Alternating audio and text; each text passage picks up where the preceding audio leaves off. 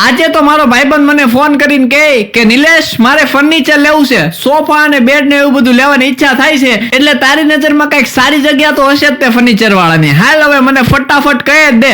એટલે ભાઈ પછી આપણે પોપટની જેમ બોલવા જ મેળાઓ. આપણે કહી દીધું કે તું છે ને ભાઈ MS ફર્નિચર વાળાની ત્યાં વયો જા.